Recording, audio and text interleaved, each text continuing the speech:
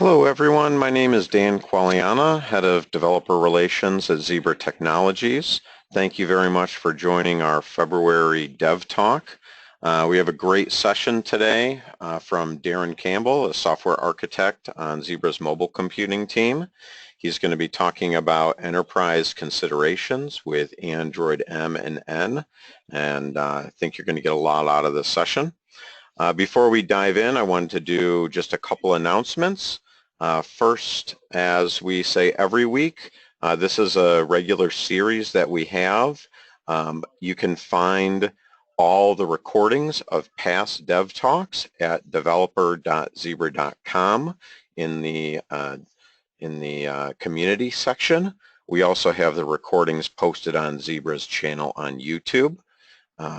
Developer.zebra.com is our main source that we're driving all developers, where you can get access to our developer tools and connect with our community, post any questions on the forums. And secondly, I want to again talk about Zebra's App Forum series. This is a series focused on enterprise software, whether you're trying to identify what types of applications to build, how best to build them, trends in the industry, deploying, anything along those lines. We're going to have sessions for you. We have Google and Microsoft both signed up to give keynotes. We have sessions from Flurry, Coney, and some other industry leaders, as well as Zebra's product management and engineering teams will be there, so that you can really talk about enterprise software with some of the experts in the space. So right now we do have registration open for our Americas event. That's covering both North and Latin America. We will have some sessions in Spanish, really a small subset, about 5. The vast majority of the event will be in English. So you can go to learn more about this at zebra.com/appforum. Probably in another 2 or 3 weeks, we'll be opening registration for our Europe event in Prague, and then following that up with the registration for Shanghai and Melbourne probably later in the spring. So hope to see a lot of you there. And now I'm going to turn everything over to Darren to give us some more information on Android M and N. Yeah, thanks very much, Dan. Incidentally, I will also be at the App Forum 2017 in the Americas and Europe, so it will be great to see a number of you there. Okay, so Android, Marshmallow, and Nougat obviously been out for some time now in the consumer side. So why are we talking about them from Zebra Technologies? Is this not a little bit old? Well, not at all. We've recently brought out some of our latest devices, the TC51, and we've got some devices upcoming that support Marshmallow. These will be our first devices that run Marshmallow, and we've got devices in the works that also support Nougat. So it's important that a lot of these great Google features that they've come up with and they've brought into Android M and they're bringing into Nougat and they're going to be bringing into O, we need to be aware of what impact that might have for us as application developers targeting enterprise use cases, because Google more and more are targeting enterprise, and we see more and more Google solutions in enterprise, but they are first and foremost a consumer company. So one of Zebra's value adds is to provide that enterprise layer on top of Android.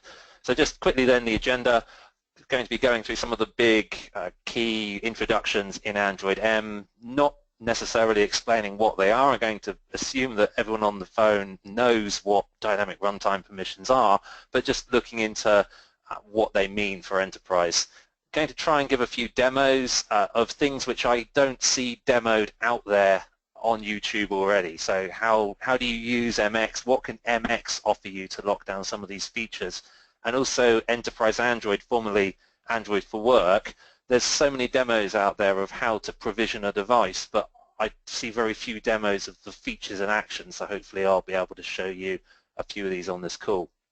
So without further ado, let's jump into runtime permissions. So these are a new feature introduced by Google in Android Marshmallow to give the end user more control of how they provide access for applications to a number of privileged capabilities on your device. So in this example screenshot here, an application needs to request access to the contacts, and this is fairly standard in the consumer sphere now, and it works really well. You're giving the end user more power, but I mean, as the little skeptic guy there is saying, it's a great way for an end user to break your application if you deploy an enterprise app this way. So either when you're provisioning the applications, you have to then touch each device individually, launch the app and click allow, allow, allow, or you have to have some way around that, maybe educate the end users to always click allow, which is where you're going to have a bad time if you're trying to go down that avenue. So what happens to work with runtime permissions? The first one, probably the easiest, is to continue targeting Android API 23, API 22, which is the final Lollipop release. Now obviously if you do that, you won't have any access to the Marshmallow APIs, nothing level 23 or above, including like some of the COSU features that we'll be coming on to later in the presentation, but it does just work. If you want a very simple solution for not presenting this dialog to the user, then keep targeting API level 22. Secondly, you may choose to go down the whole Google runtime model, which is to check for permissions in your code and request the permissions from the user, and it presents that dialog if you need permission. Now this works well, it conforms with recommended Google practices, but you've got that overhead, like I mentioned earlier, that the end user now has full control of deny of a particular permission, and we're talking about almost every permission. I think it's only internet and maybe one other permission, or very few, which gets approved automatically, and all of a sudden they're not able to do their job. Maybe that's what they were trying to achieve by denying the permission. The third solution is to use our MX layer. A number of you may be familiar with this. This is a layer that we build on top of Android to fortify, secure the operating system, and to provide a number of value adds over and above what Google already provide. And we have something called an App Manager.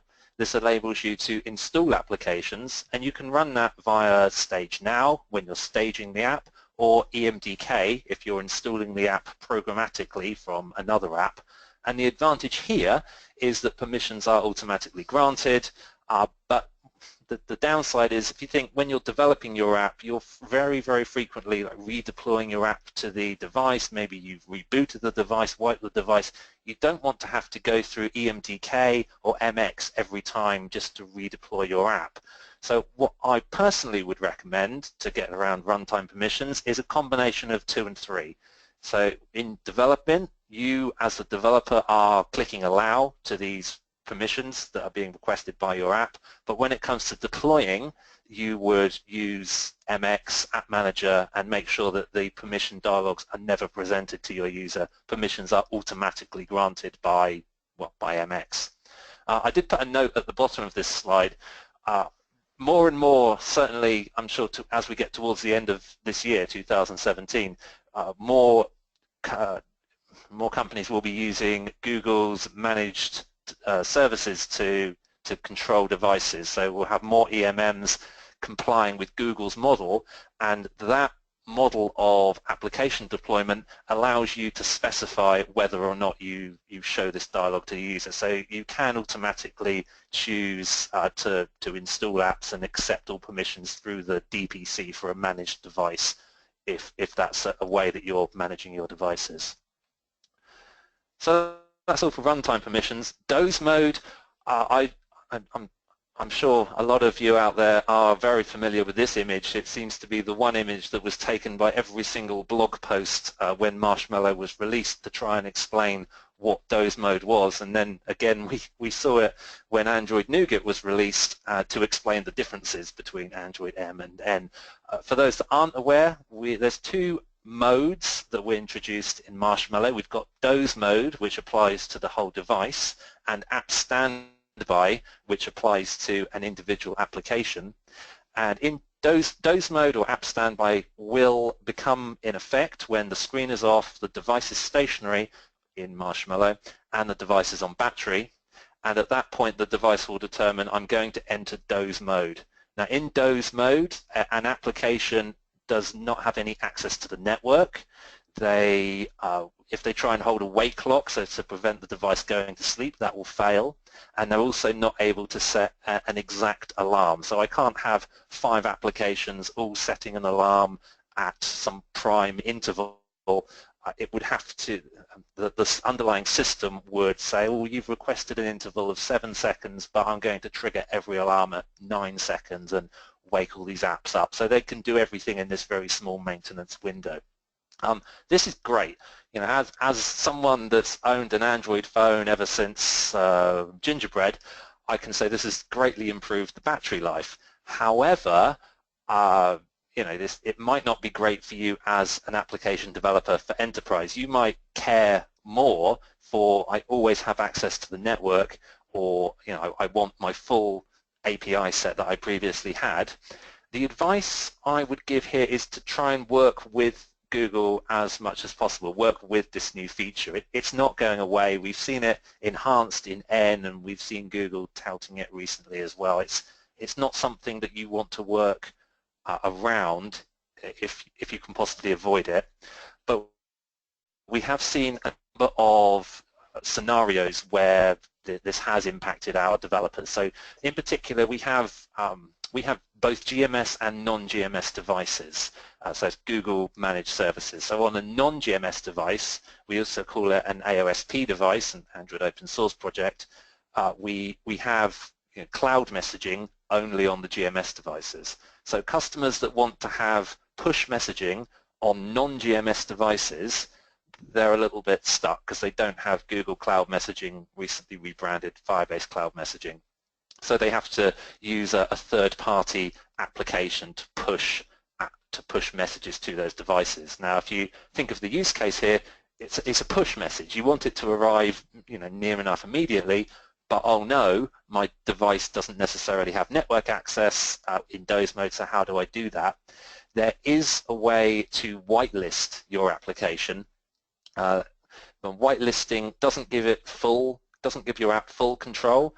What this will do is allow your application to have network access and maintain wake locks whilst the rest of the device is in Doze Mode. Typically, you would whitelist your application. You can't do it in code. You would have to present a dialogue to the user, and Google call it something like, do you want your app to use more battery? Something honestly designed to scare the user, because most users are going to say, no, I don't, reject. But if you actually look on a Marshmallow device, the Play services themselves are effectively whitelisted. And you can do this in your provisioning process. If you have, you can run an ADB shell command, is what I'm trying to say, and you can add the example in this slide here, com dot whatever your application is, to the whitelist with this shell command. Should say that whitelisted applications, technically you have to follow a series of like Google specify what types of apps you're allowed to whitelist. And if you're not that type of app and you whitelist your app, then Google can choose to not put you in the Play Store. You have to go through this acceptance process in the Play Store. Google can reject you from your Play Store when you submit. I'm not entirely sure how this impacts the enterprise Play Store when you get into the enterprise Google functionality. However, it's just something to be aware of. If you do read the specs, though, push messaging on a non-GMS would be a good use case, that it would meet Google's specification for being able to whitelist your app. However, obviously you don't have the Play Store on non-GMS devices, so maybe that use case is a little bit moot. So that's Doze Mode, App Standby, Runtime Permission. I think it's time for a little demo. I have a TC51 connected. Everyone can see the screen now. There are a number of smaller features added by Google that it's just worth going over. Now, these features will give more access or more control to the user, and there are things that you might want to lock down. So what I've done,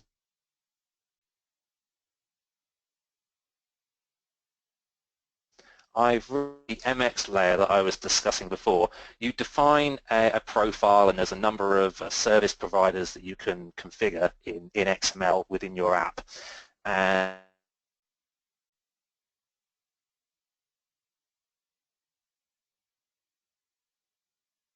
I just have the notification pull down. So if I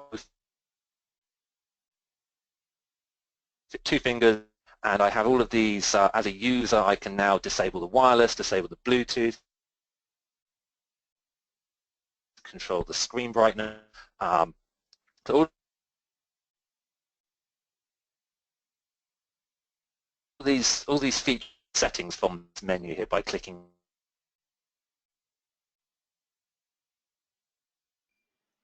Hey, Darren. On the little gear. Darren, your audio is breaking up Yes. a little when it seems to be correlated with when you're clicking on the screen there, just so you know. Okay, thank you. I'll go a bit slower. Please tell me if it continues to be an issue. Maybe my computer's struggling a bit. Okay. Okay. By disabling notification pull down, I can no longer pull down the bar at all.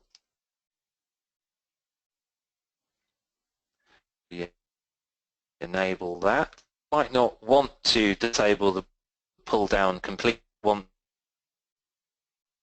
to hide, and if I do, notice how the gear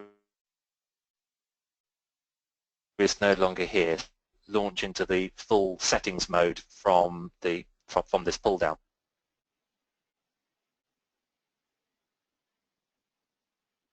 Yeah, so Darren, if you can do everything in, it seems whenever it's kind of refreshing that screen there, it's cutting out your audio. So maybe if you could just kind of pause your talking as that's refreshing, that might help too. I'll try reducing the bit as well. Okay. Sorry about that. Hopefully this is a little bit better now. Yeah, it seems better. Is to stop the to stop the two-finger pull down, so that a use brightness, but they're just not able to enable or disable the wire. Quick settings, and I can disable them. And now I no longer have access to the Wi-Fi or Bluetooth. I only have access to the screen brightness.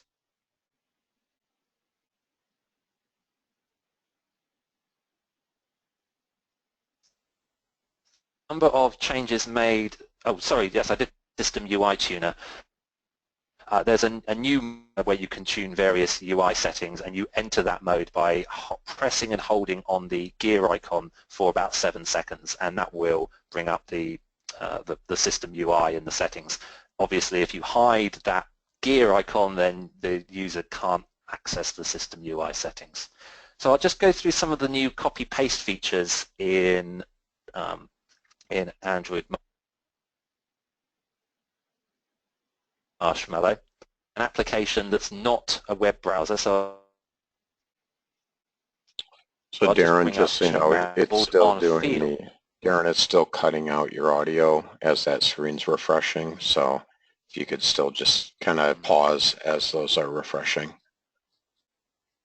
Okay, thanks, Dan. If it does get any worse, then we can just skip on. So let me know again, and we can just skip on. So okay. I'll just demonstrate some of the copy. If you press and hold on some of these text fields, then notice how I have copy, share, select all, search. I might not want my user to be able to copy data out of this application, so we have ways of locking down copying and pasting.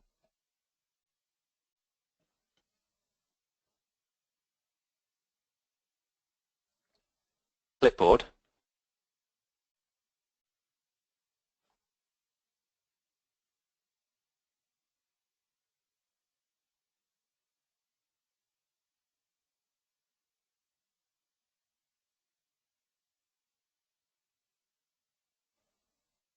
back, have the ability to, okay, as it says, audio connection restored. Yeah, I think it's been getting a little challenging. So maybe if you could, I think, reduce some of these demos, unfortunately, even though they're really helpful.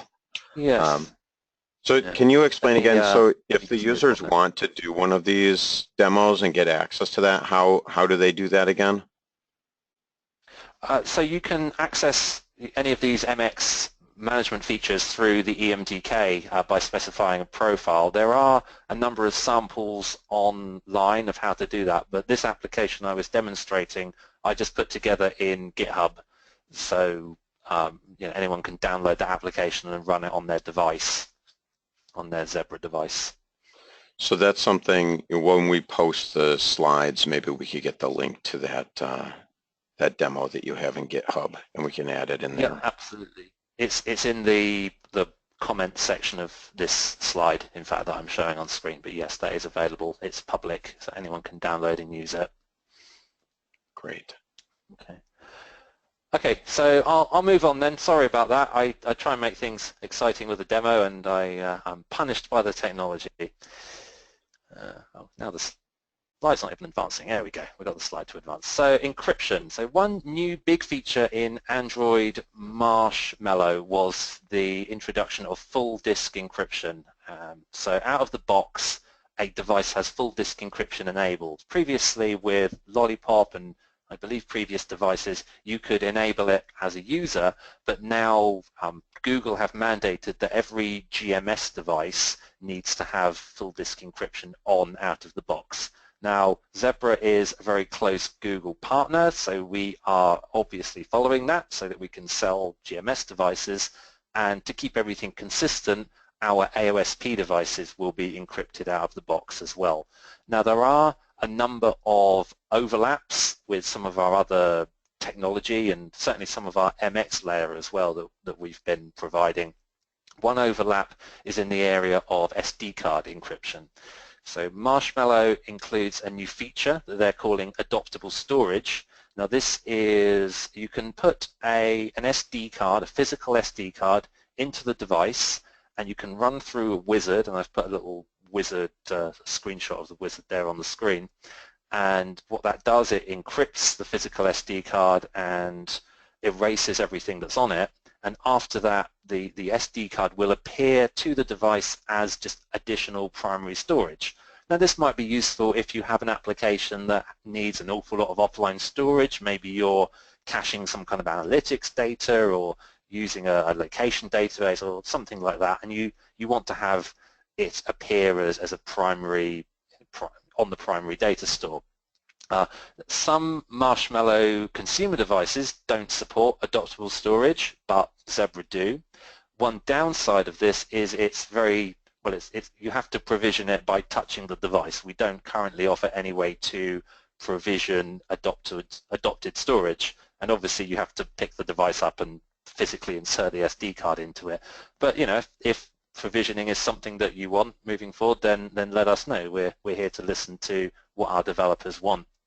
This does overlap our Encrypt Manager offering. So we have an Encrypt Manager which offers functionality to fully encrypt a storage card, pretty much identically to how adoptable storage works. Means you can't take it out of one device and put it in another one because it's encrypted. This you can provision via StageNow, and it will work with pre-Marshmallow devices. So if you've got a mixture of Marshmallow, KitKat, Lollipop, you can use the MX Encrypt Manager to encrypt your storage cards. Obviously, this does duplicate some Android functionality, so if your kind of common sense is going to dictate, we don't really want to run our feature in parallel with Google's feature forever. So just be aware that at some point further down the line the two features will probably come together. But what Google don't currently offer is folder encryption mode. So with the Encrypt Manager you can have a specific folder which is encrypted on the SD card and others are not encrypted, and you can have different folders encrypted in different ways, whereas with Android it's pretty much all or nothing with adoptable storage. the two are mutually exclusive. If I asked the Encrypt Manager, is this adopted storage card encrypted, it would say no, because Encrypt Manager is not the manager who encrypted it. So that's just one area where there's some overlap between new Marshmallow features and what we already offer. Another area is in the Power Managers, maybe a little bit less tangible, but in the past with a lot of our devices we've not been admittedly consistent with how we've addressed the different types of reboot that you can run through on a device, whether it's just pressing and holding the power to reboot, a factory reset, an enterprise reset, or a full device wipe, the four different kinds of reboot. And I've just put this table together to show what happens when each type of reset is invoked by the user or by the administrator or by an application through the MX Power Manager. Because the device is encrypted, you no longer have the option if you're doing an OS update to copy an update package onto the device and then boot it into fast boot mode, because in fast boot mode it can't read the primary storage partition where you put that update. So you are limited to side loading your updates or putting your update on a physical SD card. Okay, so that's the Power Manager, that's encryption. Moving on, different topic, and hopefully this demo works a bit better, but Dan, please do come in if I start breaking up again. We are working very closely with Google to make sure that we are one of Google's premier partners when it comes to Enterprise Android, formerly known as Android for Work. Now this is a screenshot that I took from Google's, well, you can see the URL there, enterprise.google.com, features very heavily Zebra devices. This is an MC40, this is an MC40, this is actually, I think that's the healthcare variant. So yeah, three different pictures, Zebra is top of the website. So obviously Google's working closely with us, we're working closely with Google. Now, how are we going to work in the Android for Work sphere moving forward? So what I've noticed speaking with a lot of developers at various conferences is there's still a little bit of, I think, understandable confusion of where some of this Android for Work terminology and what it is comes from. Very brief recap, for anyone on the phone that's not aware. It was first introduced in Lollipop, this is Android for Work, and it initially targeted a BYOD use case. This was bring your own device. So the idea here is that you the user, own the device, and your company wants to install various applications on it. So let me just, if I plug in my personal phone just to show you what this is, hopefully.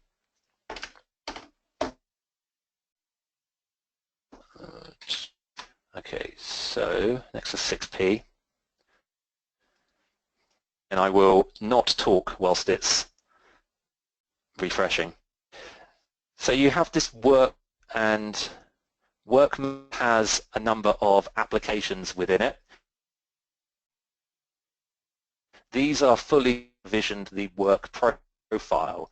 The work file has a profile owner, and it's separate from what I'm doing as the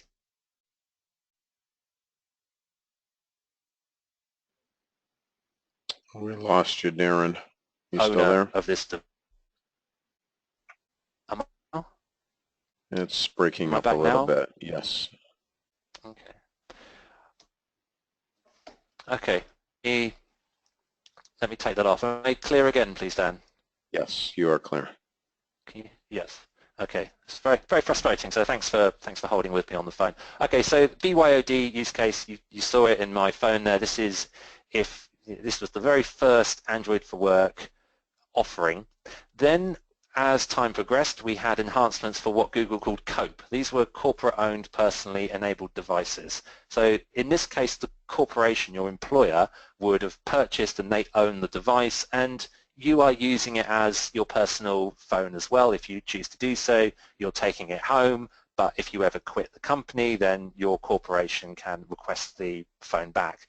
Now, in this case, you might be having the profile owned, just like you saw on my personal phone there, and you have your own separate area for your apps, or the whole device itself might be owned. And in this case, we have a device policy controller, an application that owns the device and is able to perform administrative tasks, and that device owner acts over the whole device, the clues in the name. But you're still, the use case is still targeted towards people who are, phones essentially that you're taking home and you're using for your job. Now, the whole reason I'm discussing this on this call is because with Marshmallow, we have enhancements for what Google call COSU devices. These are corporate-owned single-use. And when you think of Zebra devices, handheld barcode scanners, kiosks, these are what Google consider COSU. They only do a single use. They're not something that you would expect the user to take home. And the only mode of enterprise Android at the moment that Zebra devices support is this COSU mode, the device owner. And I'll try and do a demo. I've had this emulator running in the background while I've been talking, so I don't know. We'll see how this goes.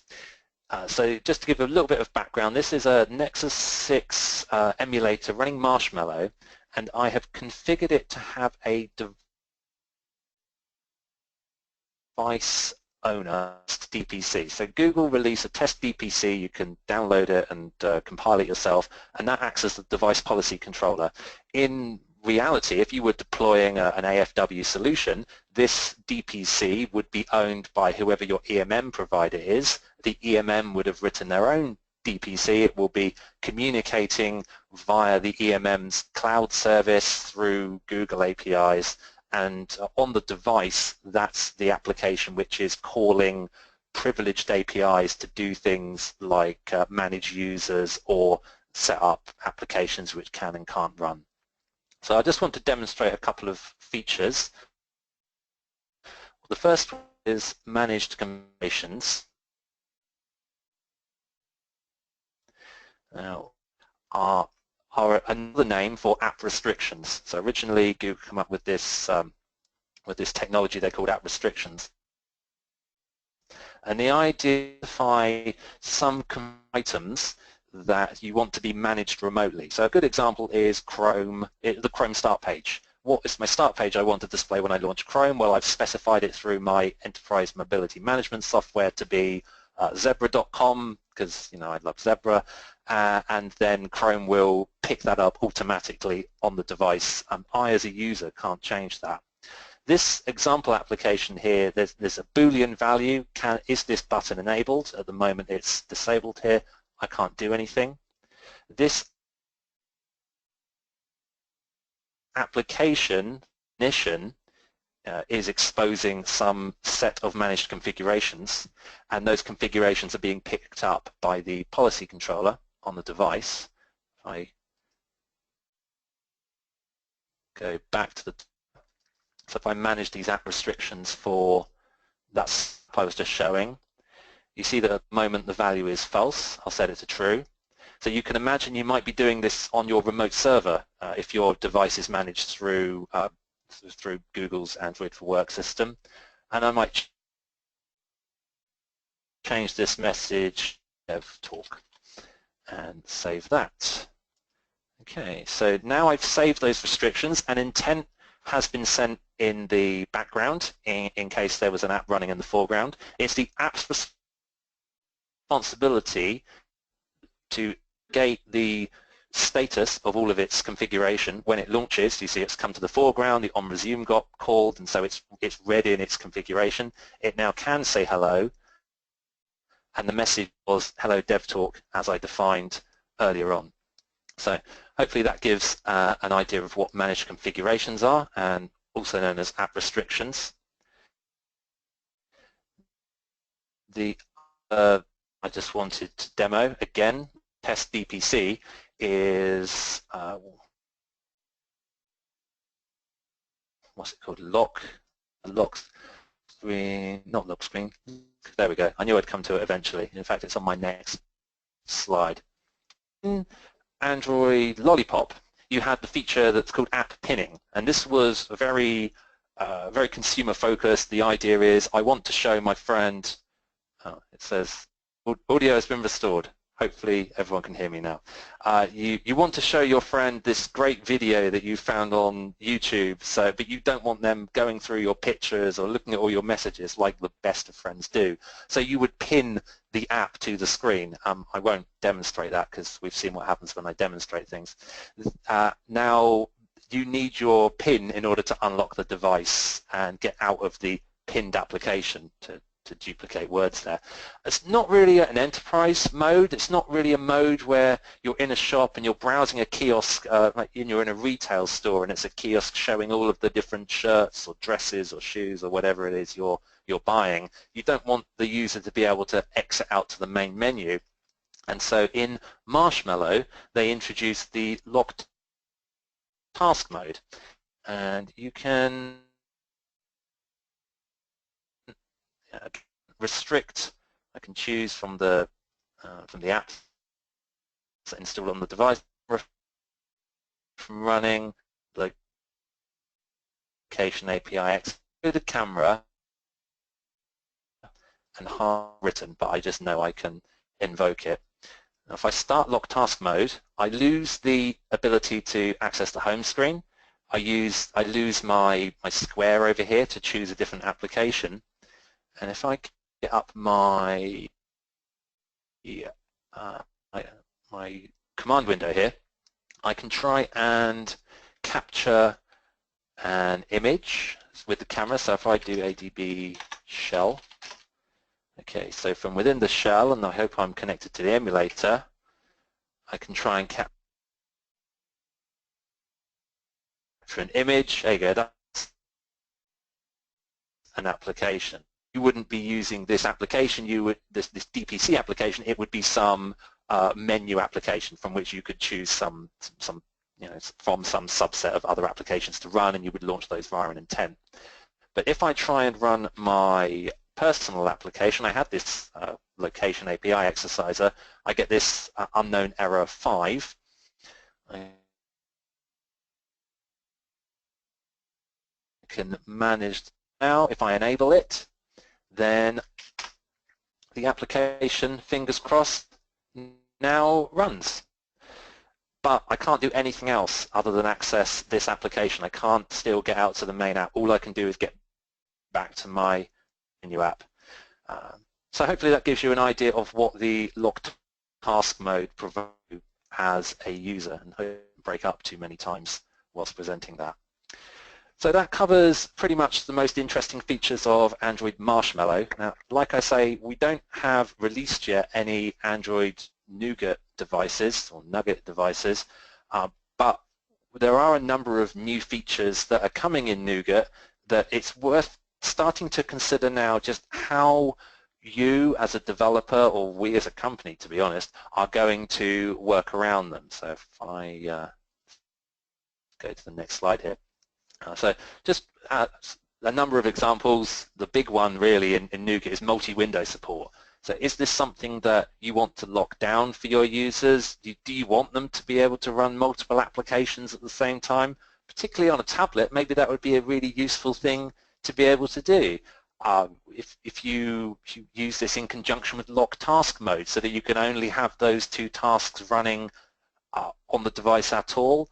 How do you change the size of the windows? How do you enable that? These are all questions that we're going to come up with answers for as a company, and you will be using either the MX layer or some API in Google's enterprise offering to achieve that. There's been a number of enhancements to notifications.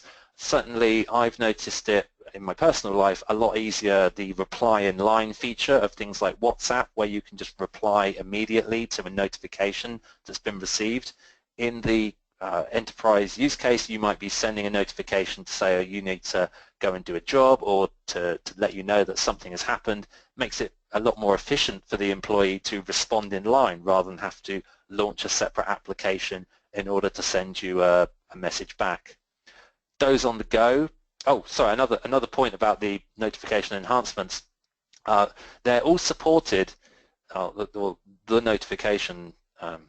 enhancements are all supported out of the box by the main the main applications you would expect. So Gmail supports collapsing notifications. WhatsApp supports reply in line. I think Facebook Messenger supports reply in line. We're seeing more and more Google are pushing towards their vision of enterprise mobility. And one of the big features they're saying is, well, hey, we've got millions of applications already in the Play Store. Why don't you, we're going to let you cherry pick those particular applications and use those in your enterprise. So rather than have to add notification support to my messaging application, I can just let my employees use WhatsApp or let my employees use Gmail. And whilst there's good arguments either way to do that, it's worth noting that you're immediately getting these new features for free by going through the Gmail route, for example, with notifications. Doze on the go, it's an enhancement to Doze Mode where Doze will now enable even if the device is moving. So remember previously the device had to be stationary on battery power and the screen had to be off. Well, now it doesn't have to be stationary anymore. There's, it's using the gyroscopes on the device to determine whether it's moving in a backpack, etc. Tile API, this is the API which enables you to enable or disable Bluetooth or Wi-Fi. Imagine, I'm sure there's a number of enterprise use cases where you want to add a Tile API, but you don't want to give your users the ability to disable Wi-Fi, disable Bluetooth. So this is a question that we're addressing in Zebra. What do we do for that kind of use case? So do we add features to MX to disable particular tiles? This is something we're thinking about, and you can start thinking about ways to access the Tile API from your own apps. Number blocking, we've seen from various, in fact, we've had requests to add features for particular customers to block numbers on our devices because they want to use the device's phones, but they don't want their employees to dial out to anything other than a specific whitelisted set of numbers. And we're going to add that for these customers, but hey, Google are adding this feature. This is a feature of GMS devices, and to be honest, it also, if you read the documentation for it, it has some value adds on the back end. So they're able to be clever with the cellular providers, and they can make sure that even people trying to circumvent number blocking are not very successful because there's logic on the server side as well. That's something that beyond what Zebra can really do. So it makes more sense to go down Google's number blocking than it would do for Zebra's very specific functionality that we'll be bringing in over the next few months. So again, another decision to make. Obviously, that's only a NuGet-only feature. Emojis, it's worth noting that we have an enterprise keyboard. It's a little bit of a personal bugbear of mine. Even at the Apple Developer Conference, everyone was cheering that we had all these new emojis. Well, how is that like a developer update? But yes, one big new feature of Android Nougat is we have new emojis. If emojis aren't what you want in a new feature, then we do offer an enterprise keyboard which has a number pad and function keys, and we're bringing support for that to our new devices.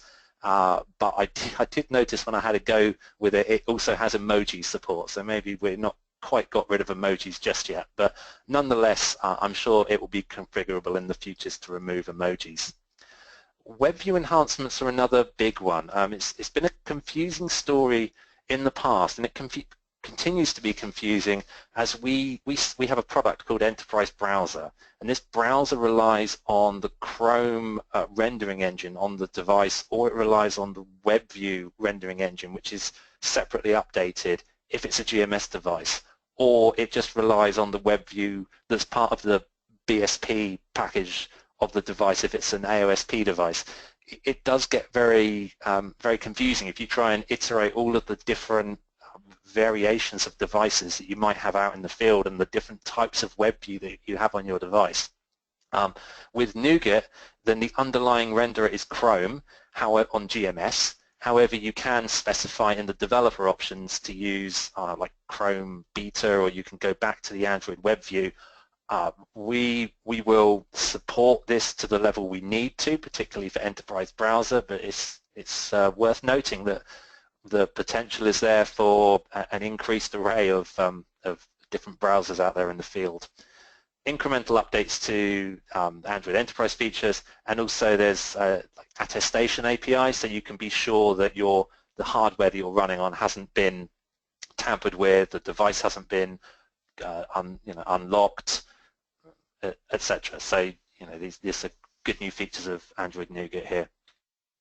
Just very quickly to finish off, there are some 7.1 featured app shortcuts. Again, I won't demo it, but this is you press and hold on the shortcut on the home screen and you're able to present the user with a number of options. Maybe in your enterprise app, this is a really great time saver. If you're able to provision the shortcut to be on the home screen, that's not easy in itself unless you're using a more fully featured EMM. We have more emojis, which are great, as I say previously, and there's a new, not too many features that Google are touting for 7.1, but there's this new storage manager intent where if you fire it off, you can display a UI to the user where they can increase the amount of storage available to them. I think the takeaway here is that you probably don't want to be presenting settings UI to the user to increase storage. So unfortunately we didn't get to go over it earlier, but there are ways to completely block out the settings. So that comes to the end of my presentation. Thank you for bearing with the technical difficulties. I will make that application available. Like I say, it's on GitHub now, but I'll post the link. And thank you very much. I guess, Dan, back to you if there's any questions at all. Oh, Darren, that was great. Thanks a lot for that great overview. I think we did get the gist of, the demos that you did get to do. Would have, the risk of when we do live demos that there's always got to be something to throw a wrench in the system.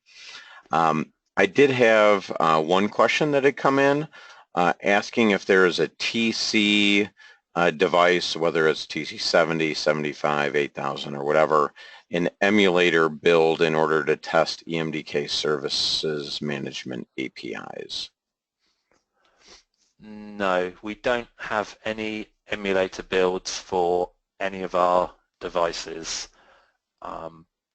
We get the request every now and then, but if I'm being absolutely honest, the amount of effort that would be required to not just build it, but to package it up, to test it, to update it, maintain it, etc., outweighs the amount of requests we're getting from the field. Most people developing for our devices typically have a device to hand.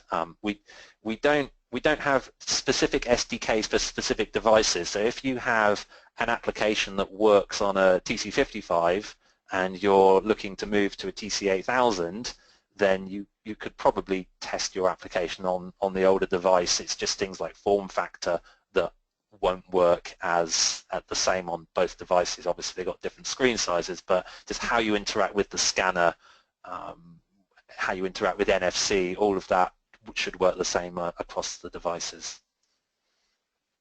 Okay, thanks a lot, Darren. So anyone else, if you have questions, there's a question box at the bottom of the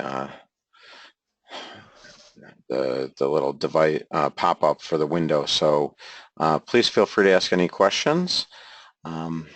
But Darren, I think this was a really nice overview. As you said, these versions of Android aren't brand new, but sometimes we don't always get to see the full application of how to use the features. So really appreciate you sharing this with us. I do have an accompanying blog post that goes along with this presentation, goes into a little bit more detail. That's why I wanted to have a few more demos, because I didn't want to just present the same as what I wrote in the blog post. So if you need any more detail of any of this, then please have a look at the blog post. If not, then reach out to me and I'll try and help. How best do we find that blog post? I'll work with you, Dan, to make sure there's a link to it when this presentation goes up on Launchpad or Developer Portal. And so I'll work with Darren to get that, as well as the GitHub link, and on developer.zebra.com in the community section, we will be posting this presentation as well as those links, so you'll be able to find those there. All right, I think that's it. So Darren, thank you again. And we look forward to seeing everyone next month as we're getting into some of Zebra's RFID developer tools and following that up in April with some of our scanner developer tools. So thank you everyone for your time.